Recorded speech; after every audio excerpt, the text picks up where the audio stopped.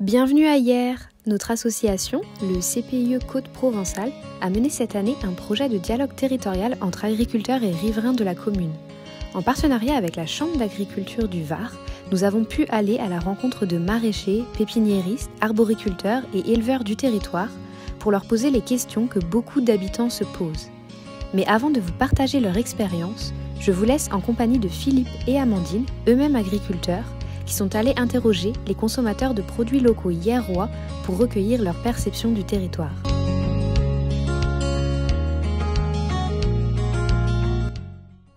Bonjour à tous, c'est Amandine et Philippe.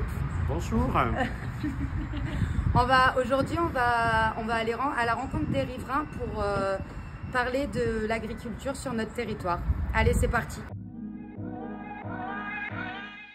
Je pense que c'est un peu des deux, hein. Ça dépend de quel côté on va dans le territoire. Donc on a un territoire qui est plutôt urbain, centre-ville, et après dès qu'on s'échappe un peu dans les petites ruelles, on se retrouve tout de suite avec un territoire plus agricole. Rural, je dirais ça. D'accord. Et pourquoi justement? Parce que je trouve qu'il y a beaucoup de terrains agricoles, il y a eu beaucoup de culture de fleurs.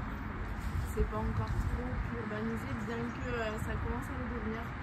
Moi, j'habite dans l'urbain, mais je me déplace surtout dans la campagne. Ouais, c'est ça. Moi, je suis plutôt rural dans le fond de ma chair. Mais pour la question pratique, j'habite dans l'urbain, sur les hauts de Hyères. Donc c'est les deux en fait. Ah bah oui, forcément, voilà. Les deux.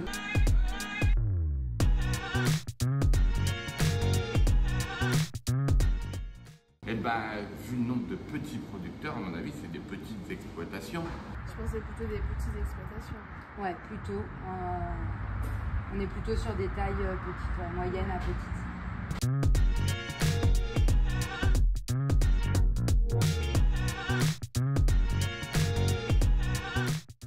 C'est surtout les terres maraîchères pour moi et les terres aussi pour les fleurs, parce que moi, pour les pivoines, etc. Moi, je n'ai vu ça qu'ici, en promenant. C'est vrai que Hyères est la ville des horticulteurs. Beaucoup de légumes, beaucoup de fruits, du vin bien sûr, voilà, de l'huile d'olive.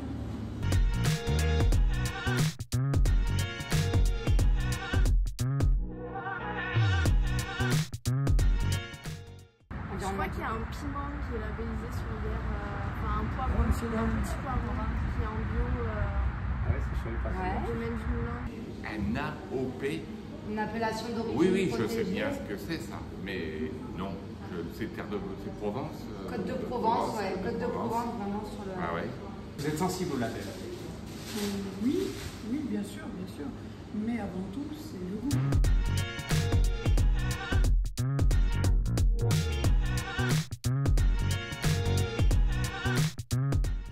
Je trouve que c'est relativement facile. On a beaucoup de maraîchers qui font aussi Vous allez directement sur les exploitations? Directement, voilà, directement. Et puis il y a un lien qui se fait directement avec les maraîchers, c'est agréable. Avec Amandine et Philippe, nous avons pu voir comment les habitants de Hyères percevaient leur territoire. Dans la suite de nos rencontres, allons du côté des agriculteurs qui nous parlent de leurs pratiques.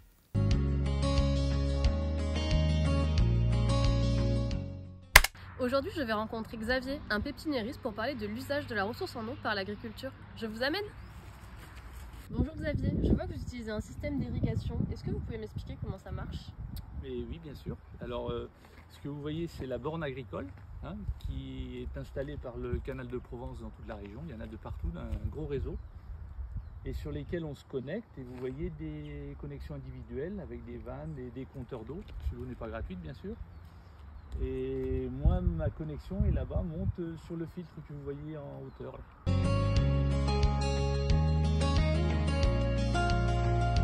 Quelles sont les différentes techniques que vous utilisez pour économiser l'eau? Alors, une des techniques les plus importantes chez moi pour économiser l'eau, c'est la combinaison de deux choses. C'est le goutte à goutte sur les rangs de plantation, avec un goutteur intégré dans les tuyaux au niveau de chaque plante, c'est-à-dire qu'il y a un goutteur exactement au niveau du trou, vous voyez, au collet de la plante, qui délivre la quantité d'eau dont la plante a besoin. Et deuxième chose qui économise beaucoup d'eau, c'est aussi le paillage. Le paillage, donc un revêtement en surface qui fait que l'humidité va rester juste en dessous, il n'y aura pas de, avec des coups de vent ou quoi que ce soit, il n'y aura pas d'évaporation, ça ne va pas sécher comme ça conserve l'humidité, et moi ça a un avantage aussi, c'est que ça va favoriser le système racinaire proche de l'eau et donc en surface, donc c'est très bien.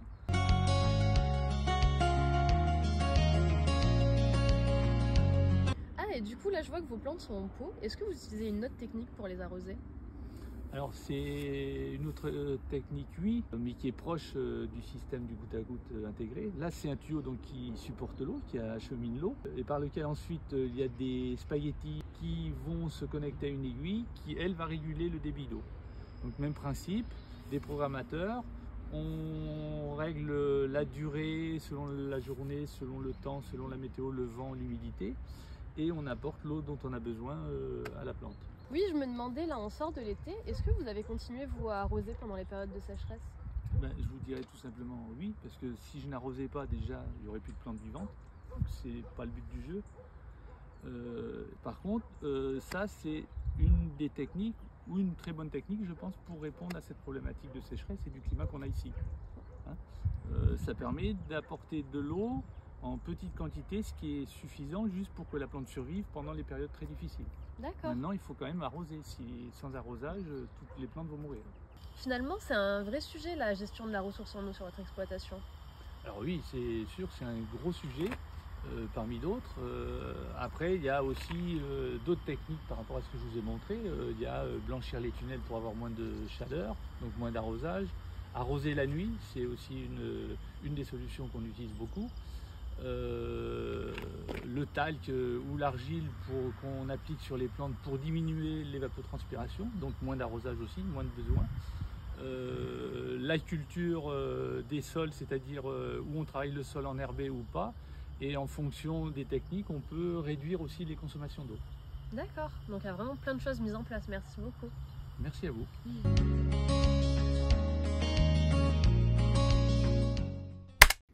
Bonjour. Je vais vous prendre ça. Super, merci. Je me demandais, est-ce que vous traitez vos légumes ici? Sur mon exploitation, on fait très attention, on raisonne nos traitements. Ouais. C'est-à-dire que c'est un gros travail d'observation en amont, dans les champs. On met des pièges pour capturer les papillons mâles, on les compte, on met des filets anti-insectes. Et si vraiment il faut intervenir, on intervient. C'est du raisonnement. D'accord, ok. Vous avez comme un label ou Ouais, on est HVE. Okay. J'ai eu le label HVE il y a 1 an et demi. D'accord. C'est haute valeur environnementale. Et en quoi ça consiste? Il faut faire quoi pour On est suivi sur notre exploitation sur plusieurs points. D'accord. À savoir, il faut qu'on raisonne notre irrigation, nos fumures, notre biodiversité, qu'elle soit animale ou végétale. D'ailleurs, c'est pour ça qu'il y a un beau panel à l'étalage. Et les produits phytosanitaires. D'accord, ok. On doit faire très attention et il se peut aussi que, vous voyez, des fois il y a des... Ah oui, c'est un peu mangé. Voilà, c'est un peu mangé. Bon, ben, ça fait rien, c'est consommable. Les chenilles, elles ont fait leur petite vie, mais c'est rien, quoi. Ça se mange quand même. Voilà, ça se mange quand même. Très bien. Comme quoi, il suffit de demander en fait. Le producteur, c'est lui qui sait. Ouais. C'est le mieux. En plus, je fais partie du réseau Défi Ferme. D'accord. Un lycée agricole avec en plus juste à côté. Là. Ouais. On est en partenariat avec la chambre qui nous suivent et qui nous aide à limiter nos intrants sur les traitements. Ok. Ouais.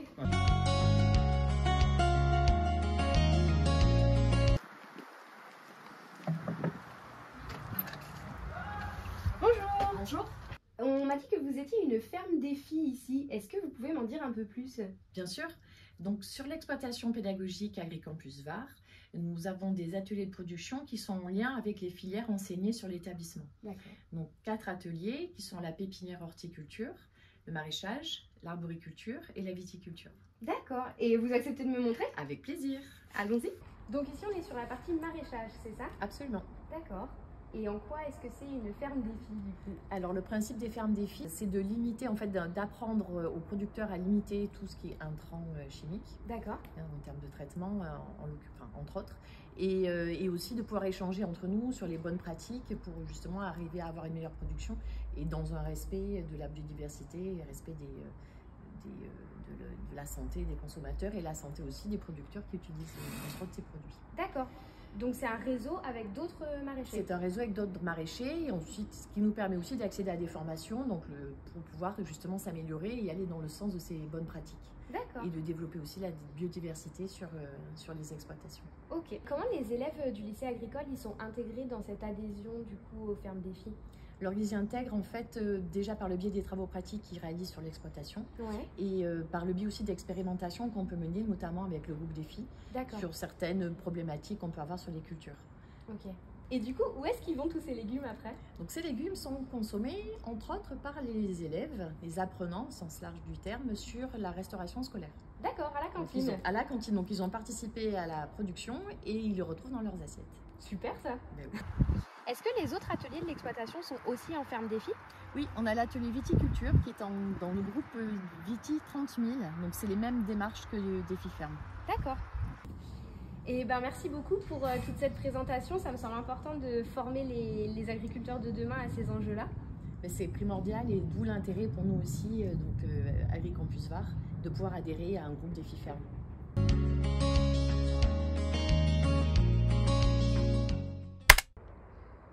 Bonjour, aujourd'hui on est à Hyères, au bord du Gapot, et on va aller rencontrer Baptiste qui est arboriculteur en zone lab. Suivez-moi. Bonjour Baptiste. Bonjour. Est-ce que c'est possible de venir visiter votre exploitation? Oui, bien sûr, pas de problème. Merci. Donc voilà, ici c'est l'exploitation, donc on a une partie arboriculture avec pas mal de citronniers, quelques serres tunnels et aussi un petit peu de plein champ, maraîchage. Ok. Voilà. C'est une zone inondable aussi. Et du coup, vous avez déjà été inondé? Ouais, on a déjà été inondé ici à plusieurs reprises. Dans la dernière fois, en 2012, ça faisait quelques dégâts. Et ici, on fait partie d'une zone d'expansion de crue, donc qui permet à l'eau de circuler et de mieux s'infiltrer dans les sols grâce aux cultures. Et du coup, ça permet de protéger face aux inondations? Et ça permet de protéger voilà, les villes principalement, les habitations, ce genre de choses, et mieux drainer l'eau.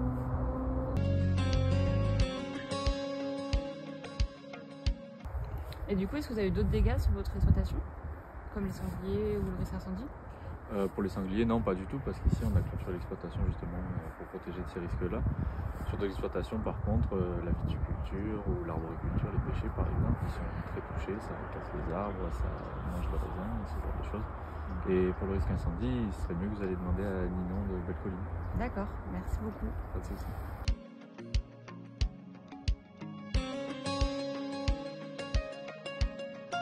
Bonjour Ninon, merci de nous accueillir. Est-ce que vous pouvez présenter votre association Belle-Colline? Bonjour, l'association Belle-Colline a pour objet de développer l'éco-pâturage, le paysagisme pastoral. On utilise le troupeau de chèvres pour entretenir les espaces verts, débroussailler les zones embroussaillées ou juste contenir la végétation. Et du coup, ça a aussi un but de prévention contre les incendies, c'est ça? Oui, ça rentre complètement dans l'activité. On va baisser la pression végétale. Les chèvres mangent la végétation, donc il y a moins de végétation. Quand il y a un incendie qui se déclare, ça monte moins en température. Du coup, ça brûle moins profondément le sol et il y a une meilleure résilience, ça repart mieux derrière. Et ça facilite aussi le passage des humains, donc des pompiers, pour gérer l'incendie. Et du coup, votre éco-pâturage a aussi d'autres avantages, c'est ça? Oui, déjà par rapport aux sangliers, ils n'aiment pas trop quand c'est débroussaillé, donc autour des maisons, ça évite qu'ils viennent trop près. Ça limite l'invasion et ils préfèrent rester dans les fourrés, quoi. Et je pense que ça a aussi un effet clim, c'est-à-dire que la végétation, bon là c'est tout nettoyé, mais avant c'était tout embroussaillé. Et quand c'est tout embroussaillé, l'air est frais à l'intérieur mais ne circule pas. Alors que quand on fait quand les chèvres passent, ça crée un passage d'air, ça fait des courants d'air. Et du coup, l'air se rafraîchit dans la végétation et ressort rafraîchi dans l'atmosphère. Et du coup, par rapport à un débroussaillage plus conventionnel, quelles sont les différences? Le gros avantage, c'est que ça va préserver la biodiversité. Ça va préserver les systèmes racinaires, toute l'implantation. Ça va diversifier aussi la flore. Parce que les chèvres apportent les graines des autres pâtures, elles font une mixité. Et ça repousse plus varié et moins dur aussi. Quand on passe la débroussailleuse, ça enronce encore plus derrière, quoi. Alors que là, ça a un meilleur équilibre au niveau de la biodiversité. Okay. Merci beaucoup. Merci à vous. Toutes ces rencontres nous montrent que l'agriculture joue un vrai rôle dans la prévention des risques sur le territoire. En tant que riverains, on a donc tout intérêt à avoir de l'agriculture près de chez nous.